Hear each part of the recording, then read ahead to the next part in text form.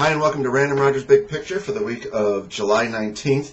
A couple of different things on the agenda. First will be a personal finance tip. If you get shit like this in the mail, chances are your credit is still in pretty good shape. You don't need to pay for a some sort of credit monitoring. I say that only half kidding, but if someone jacked your credit, chances are you wouldn't get ridiculous looking stuff like this in the mail, but at least it's expensive. Okay, the other item on the agenda this week, I wanted to talk a little bit about asset classes. I found two articles here and there about seeking out new asset classes. I'll link to both articles.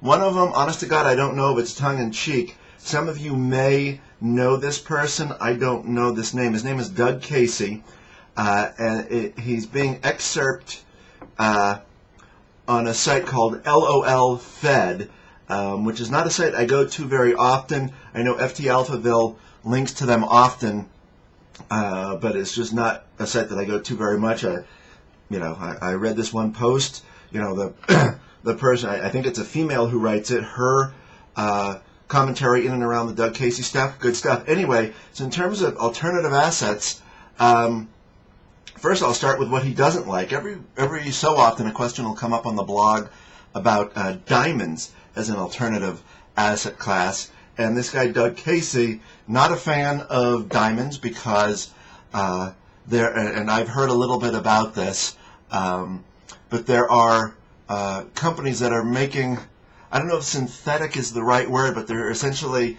able to create a diamond much faster than nature does. And so if this actually pans out or is real or whatever, and I don't know much about it, so I'm not trying to cast aspersions on it, then that seemingly would put downward pressure on diamonds, price-wise. Don't tell that to any ladies who might be on the receiving end of a jewelry item, however. Next up, what he likes, and this is funny, it's basically anything that the ATF governs would be an asset class. He's real fond of cigarettes, especially, quote-unquote, especially if you don't smoke. He says basically anytime you come back to the U.S., you should load up on cigarettes at the duty-free shop, or I guess you can go get them on Indian reservations without tax. I don't know how all that works, but basically his thought is that the price is just going to continue to go up.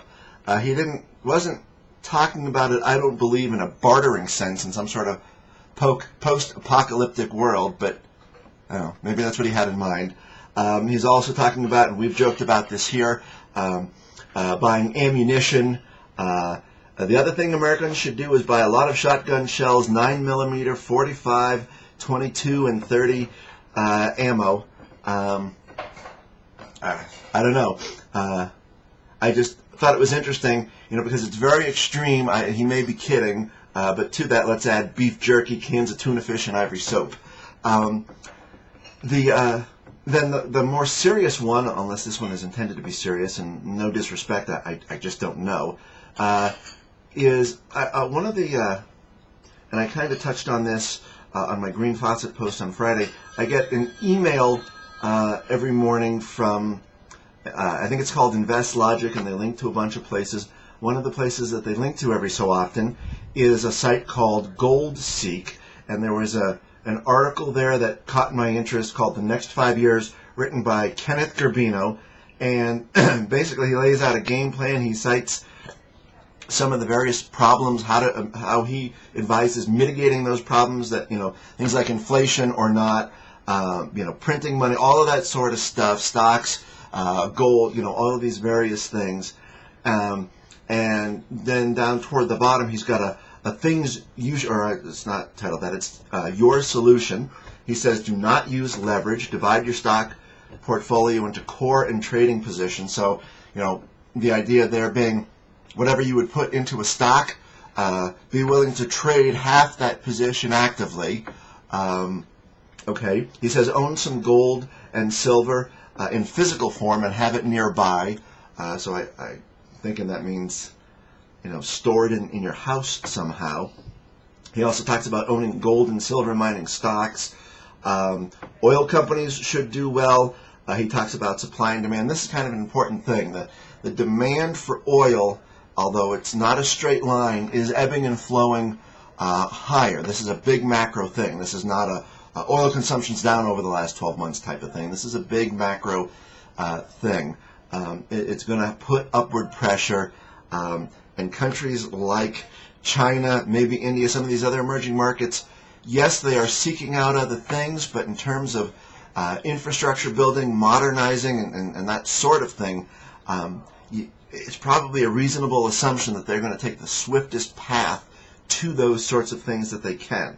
He then goes on to say, own commodity producers and distributors, own Swiss francs, and own consumer goods and consumer communication companies in China.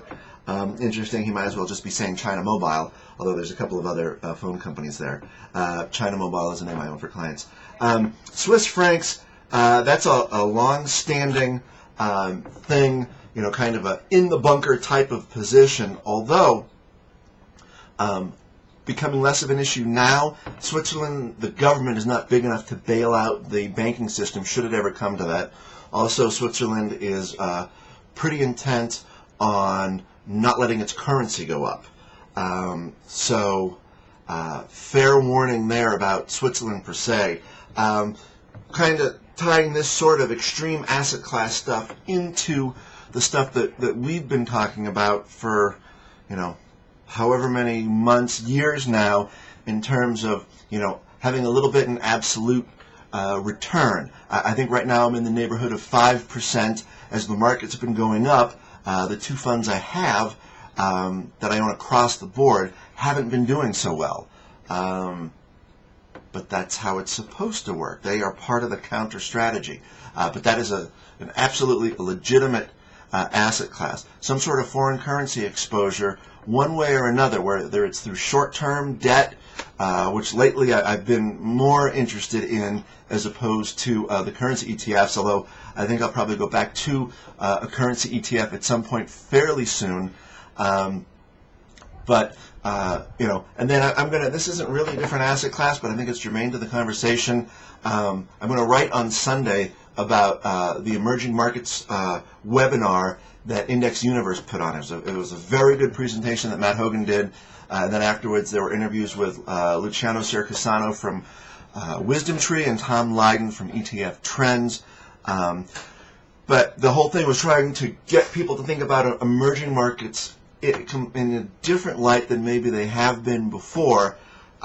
Matt's thesis was, equal weight based on market cap would be something like 10% of the portfolio in emerging market. Based on GDP weight, it would be something like 20 or 25%. So I'm going to tie this into thinking about having, 5 to 6% allocations to maybe half a dozen different countries, maybe more than half a dozen, maybe 8 or so countries, as a way of thinking about how to move forward, how to get the return that you need, in addition to some of these asset classes that you may not have. Also, in terms of commodities, I'm still not on board with 10% in commodities. For now, I continue to focus on, something like 4, 5, maybe 6%. If you inch it up to 6%, you can maybe get room for, one soft commodity play, gold, or something else that you think can achieve the same thing, and then, maybe one individual commodity that you think there's a fundamental catalyst for. I've been a fan of coffee for a while. I think that China is going to increase its coffee consumption. It will never be the drink of choice, not even close, but just an incremental bump up in their consumption. I think this can happen. I think this is reasonable. I don't know what the coffee consumption is, but if it went from 2% to 2.5% or 2.75%, I think that would have a meaningful impact on the market, and it could be a long-term catalyst. I've read interesting things about palladium, as far as how much is in the ground, how much is needed, how much is consumed, that sort of thing. This is really a repeat theme, picking up from where those two articles take off, about learning about different asset classes and implementing them into your portfolio. I've been writing about this since 2004, since I started the blog. This is a slow-moving ship. You'd have been better off if you had done it a few years back, but you'd be better off if you start today learning about this stuff and slowly, if I can stress on that word, slowly integrating more of it into your portfolio over the next several years. That's it. Have a great weekend. Oh, one more thing. Portland Timbers, minor league soccer in Oregon. Who knew? Minor league soccer. Any Lansing Lugnut fans out there, or is it the Albuquerque Isotopes? Why don't you leave a comment with your favorite minor league team?